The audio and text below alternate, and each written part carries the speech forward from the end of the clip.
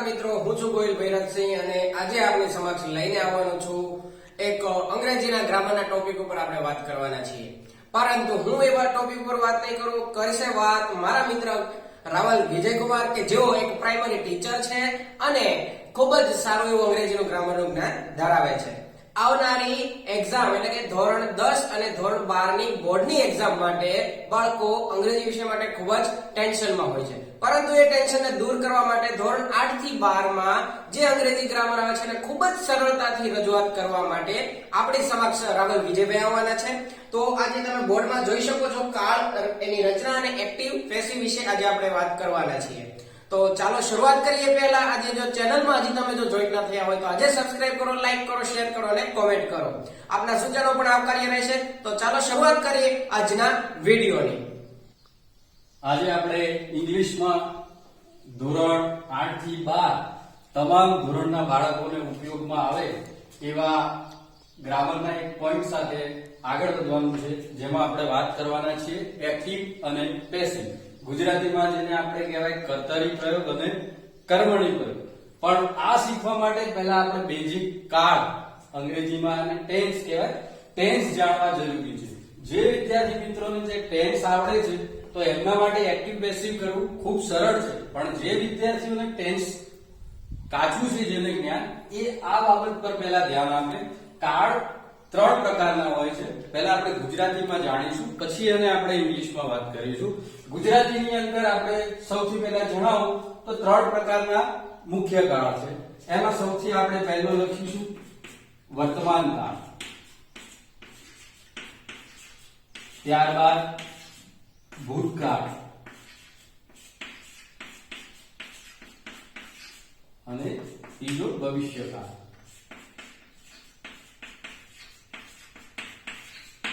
હવે આ 3 કાળ વિશે શોર્ટમાં તમને સમજાવું. વર્તમાન કાળ એટલે કે રોજિંદા જીવનમાં જે પણ ઘટનાઓ બનતી હોય એને આપણે વર્તમાનમાં ઉલ્લેખ કરીએ છીએ. જેમ કે સૂરજ રોજ ઉગે છે, હું રોજ નિશાળે જાઉં છું.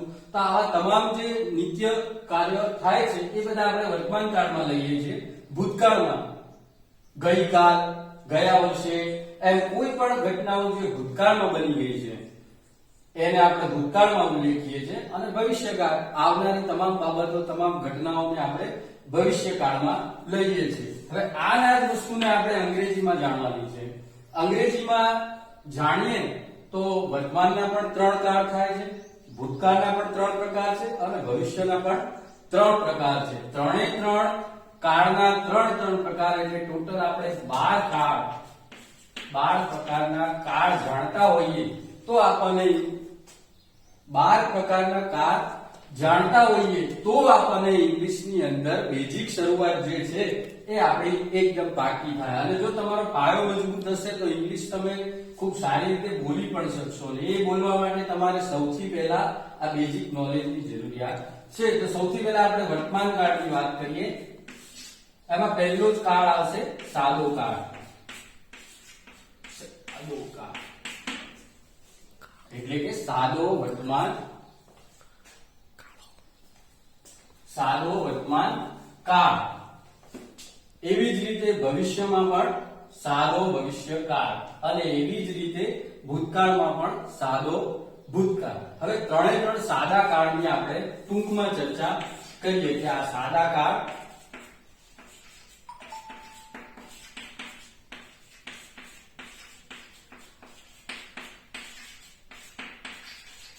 સૌથી પહેલા આપણે સાદા વર્તમાન કાળની ચર્ચા કરીશું કે સાદા વર્તમાન કાળમાં કયા કયા વાક્યો આવી શકે અને એની રચના શું હોઈ શકે. સાદા કાળની રચનાઓ આપણે જાણીશું. તો સૌથી પહેલા આપણે વર્તમાન કાળની અંદર સાદો વર્તમાન કાળ શીખીશું. વર્તમાન કાળ, સાદો વર્તમાન કાળ, એની અંદર ગુજરાતીની અંદર આપણે નિયમિતપણે જે નિયમો, ઘટનાઓ નિયમિત બનતી હોય છે એ તમામને આપણે સાદા વર્તમાન કાળમાં ઉલ્લેખ કરીએ છીએ. જેમ કે હું દરરોજ નિશાળે જાઉં છું.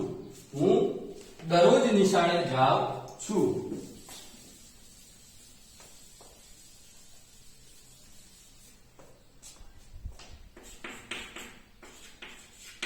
હું દરરોજ નિશાળે જાઉં છું. હું દરરોજ નિશાળે જાઉં છું. તો હવે આ સાદા કાળના વાક્યની રચના આપણે ગુજરાતીમાં પહેલા જાણીએ. તો સૌથી પહેલા કોઈ પણ વાક્ય ગુજરાતીમાં હોય ઇંગ્લિશમાં હોય એનું બંધારણ જાણવા માટે પહેલા સૌથી આપણે એમાં કર્તા શોધીશું, ક્રિયાપદ શોધીશું અને છેલ્લે કર્મ અને અન્ય વધારાના શબ્દો. તો એ તો આપણને 1 થી 8 ધોરણ સુધી ભણ્યા છે એટલે આપણને આ તો ખબર જ હોય કે આમાં કર્તા કોણ છે, કર્મ કોણ છે અને ક્રિયાપદ કોણ છે. તો નિશાળે જવું, હું અને નિશાળ, આ 3 શબ્દોને આપણે અલગ અલગ પાડીએ અને પછી એમાંથી કર્તા, ક્રિયાપદ ને કર્મ આપણે શોધીશું. તો સૌથી પહેલા એક કે આનો કર્તા કોણ છે, નિશાળે જવાનું કામ કોણ કરે છે. તો કોણથી તમે સવાલ કરશો ત્યારે તરત જ જવાબ આવશે હું. તો આમાં કર્તા છે હું. ક્રિયા શું કરે છે? તો જવાની ક્રિયા કરે છે, નિશાળે જવાની. તો જાવું એ ક્રિયાપદ અને કર્મ શું કર્યું એનું? તો નિશાળે ગયો. તો નિશાળ એ એનું કર્મ છે અને આ દરરોજ જેવા શબ્દો છે એ કાળની ઓળખ આપે છે. આપણે એને અન્ય શબ્દોમાં એટલે કે વધારાના શબ્દોમાં એને મૂકી શકીશું. તો હવે ગુજરાતી વાક્ય પ્રમાણે આ વાક્યની રચના આ રીતે થઈ: કર્તા, કર્મ અને ક્રિયાપદ. આ બાજુ ખાસ ધ્યાન રાખજો કે ગુજરાતી અને અંગ્રેજીમાં એક જ ફરક છે કે આની અંદર પહેલા કર્તા આવશે, કર્તા પછી કર્મ આવશે અને કર્મ પછી છેલ્લે આપણે ક્રિયાપદ મૂકીએ છીએ. કોઈ પણ ગુજરાતી વાક્ય તમે લઈ લો, હું ક્રિકેટ રમું છું, હું જમું છું, તો જે પણ વાક્યો છે એની અંદર ક્રિયાપદ હંમેશા પાછળ આવે છે. જ્યારે અંગ્રેજી એવી ભાષા છે કે જેની અંદર રચના આખી બદલાઈ જાય છે. હવે આપણે ધીમે ધીમે ગુજરાતી તરફથી અંગ્રેજી બાજુ જઈશું. હવે એના જ વાક્યની અંદર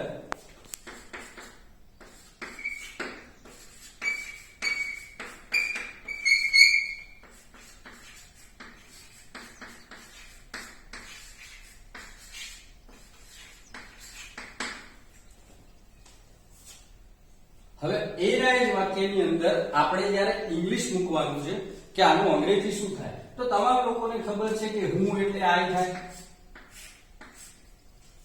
દરરોજ એટલે ડેલી લખી શકીએ આપણે, નિશાળ એટલે સ્કૂલ, અને જાઉં છું માટે ગો.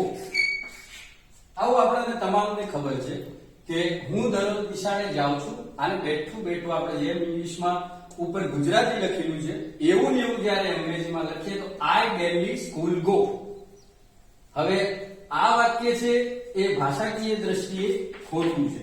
કેમ કે આનો ફોલો જે આપણે કરી રહ્યા છે એ ગુજરાતી ગ્રામર પ્રમાણે કરતા કર્મ અને ક્રિયાપદ મૂક્યું છે, પણ ઇંગ્લિશ ગ્રામર પ્રમાણે આ વાક્ય ખોટું છે. તો અંગ્રેજીની અંદર હવે આપણે સાદા વર્તમાન કાળના વાક્યને કઈ રચનાથી વાક્યને બનાવવું એના વિશે થોડું શીખીશું. તો આઈ ડેલી સ્કૂલ ગો આ વાક્ય સદંતર ખોટું છે કે આ રીતે હોઈ શકે નહીં. તો સૌથી પહેલા હવે શું લખવું પડશે? સબ્જેક્ટ. સબ્જેક્ટ મીન્સ કે કર્તા આઈ,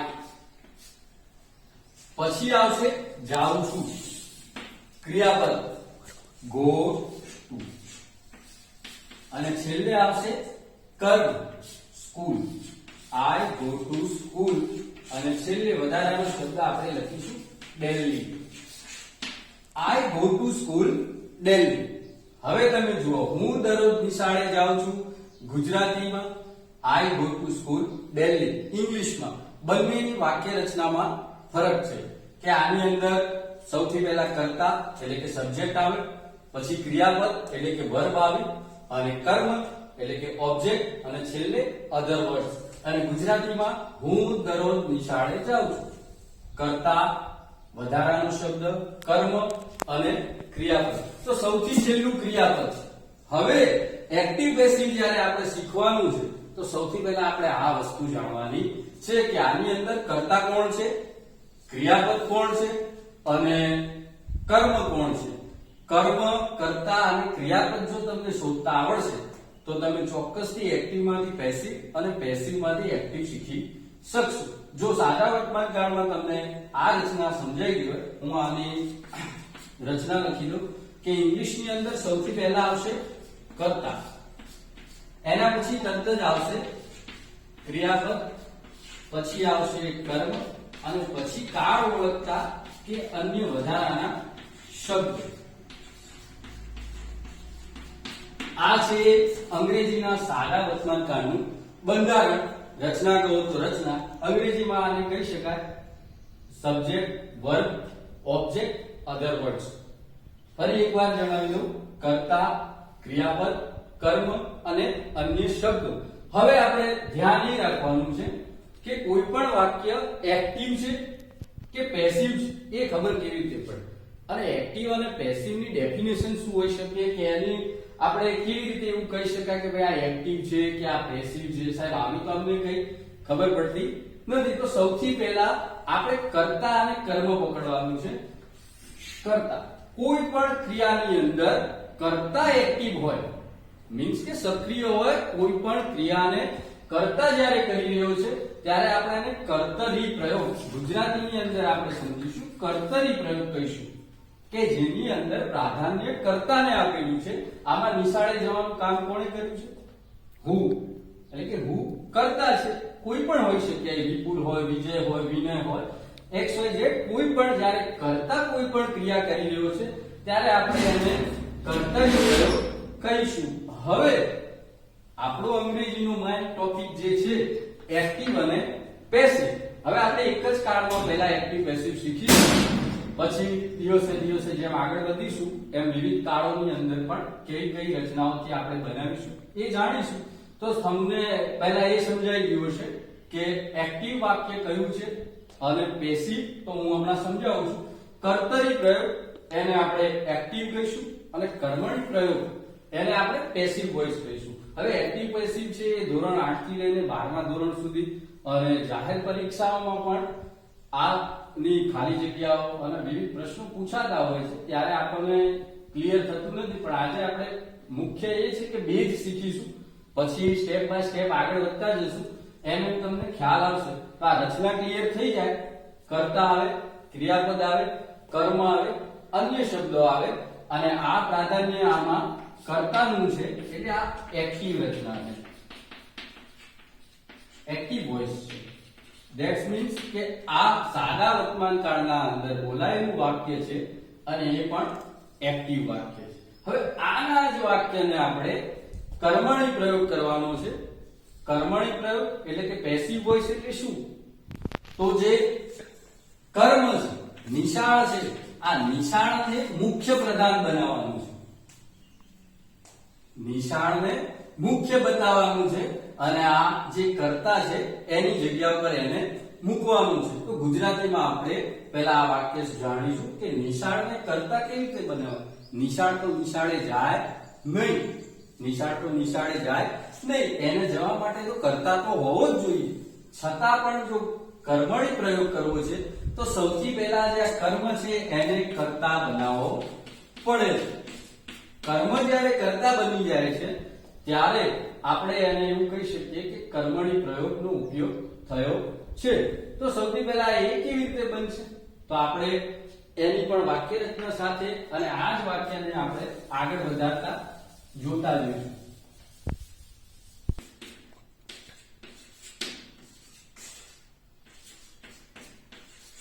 હું દરરોજ નિશાળે જાઉં છું. આ ગુજરાતીની અંદર કર્તરી પ્રયોગ છે, અંગ્રેજીની અંદર એક્ટિવ વોઇસ છે. હમણાં આપણે જે વાત કરી એ પ્રમાણે હવે આમાંથી કર્તાને જગ્યા ઉપર આપણે કર્મને બેસાડવાનું છે. તો હવે આ કર્મ જ્યારે આગળ આવી જાય તો તમે બોલી શકો છો કે નિશાળ જાઉં છું. સાહેબ આ તો મજા ના આવે, આમાં તો કેમ નિશાળે જવાનું કર્તા તો બનતું જ નથી. તો એના માટે આપણે વાક્યનો ભાવ બદલવાનો થાય છે.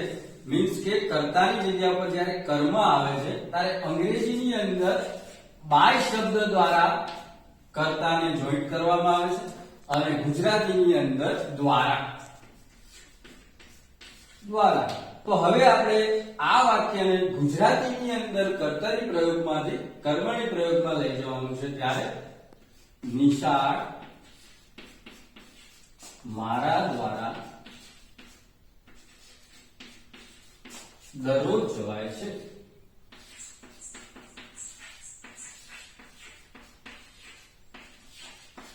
તો અહીંયા મુખ્ય વાત આપણી આ છે કે અહીંયા જો કર્તા છે એ કર્મ બની ગયું છે, તો આપણે વધારાનો એક શબ્દ મૂકવો પડે દ્વારા. નિશાળ મારા દ્વારા દરરોજ જવાય છે. ઉપરના વાક્યનો અર્થ અને નીચેના વાક્યનો અર્થ બંને સરખો જ છે, કોઈ ફરક નથી. છતાં બંને વાક્યની રચના અલગ અલગ છે, જે તમે જોઈ શકો છો કે આમાં હું છે, પછી તરત જ નિશાળ છે અને પછી જાઓ છે. કર્તા છે, કર્મ છે અને છેલ્લે ક્રિયાપદ છે. અહીંયા પણ એવું જ છે, પણ આપણે કર્મને પ્રાધાન્ય આપ્યું છે, કર્મણી પ્રયોગ બનાવ્યો છે. નિશાળ મારા દ્વારા દરરોજ જવાય છે. જો ગુજરાતીની અંદર તમારા મગજમાં આ વસ્તુ સેટ થઈ ગઈ હશે તો જ તમે અંગ્રેજીમાં સમજી શકશો.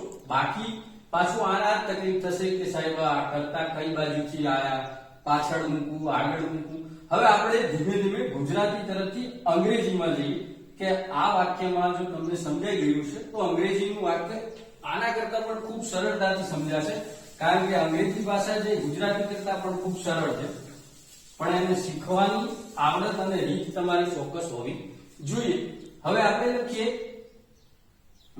વિપુલ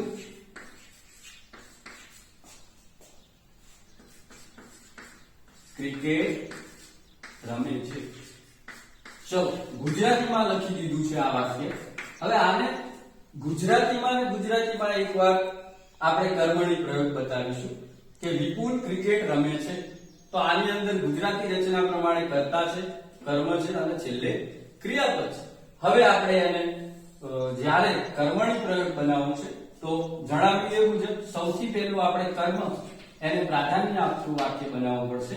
તો સૌથી પહેલા એને આપણે લખીશું ક્રિકેટ વિપુલ દ્વારા રમાય છે.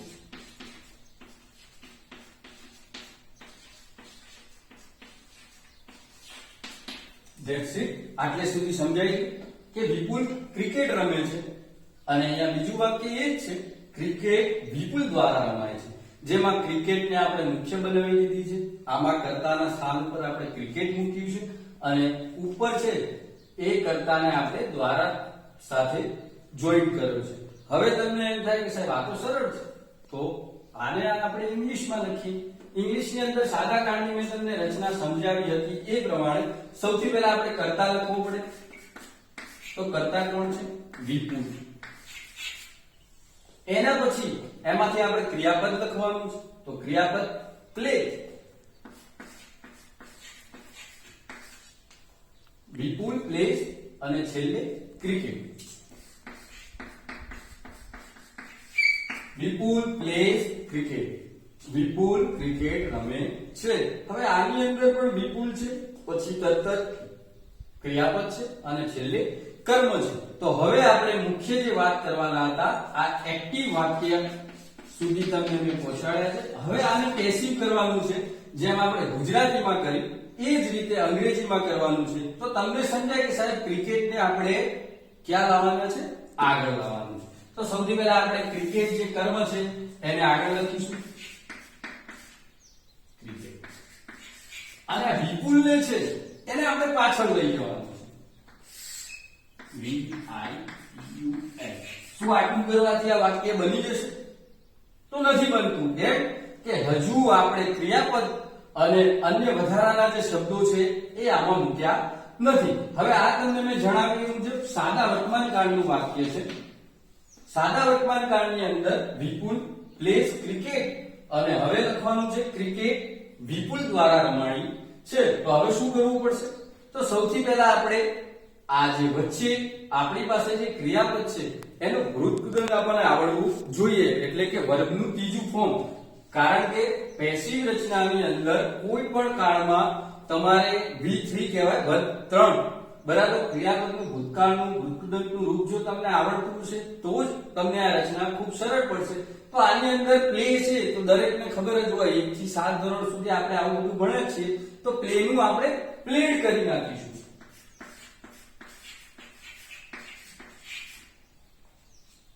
ક્રિકેટ પ્લેડ વિપુલ.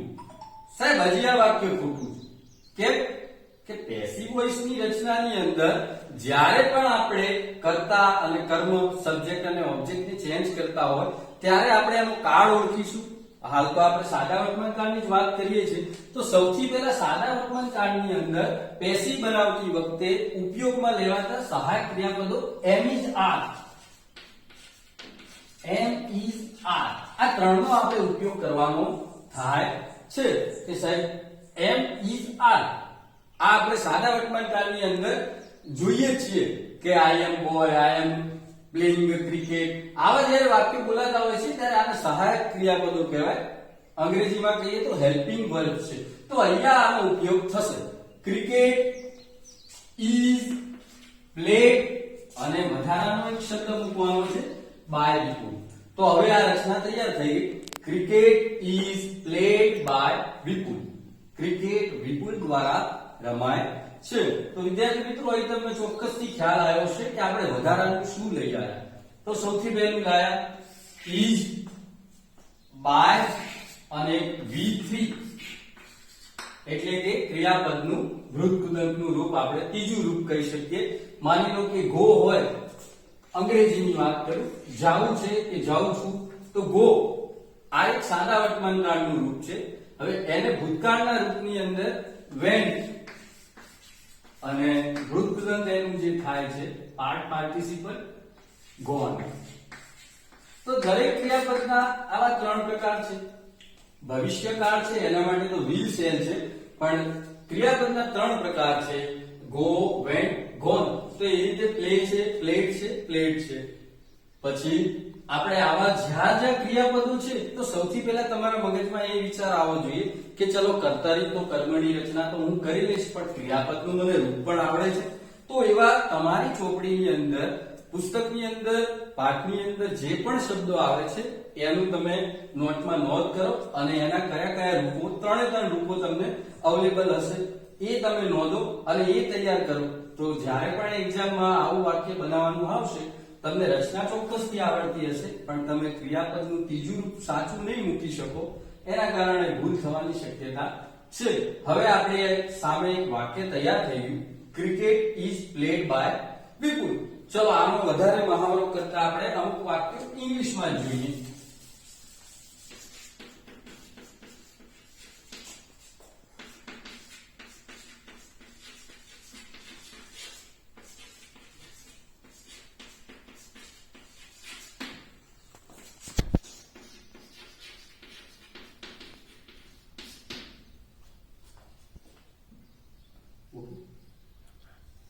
પેસિવ રચનાની અંદર હવે આપણે એને રચનાને લખીશું. તો સૌથી પહેલું આપણે જે કર્મનો ઉપયોગ કર્યો છે, કર્મને અંગ્રેજીમાં કહેવાય ઓબ્જેક્ટ.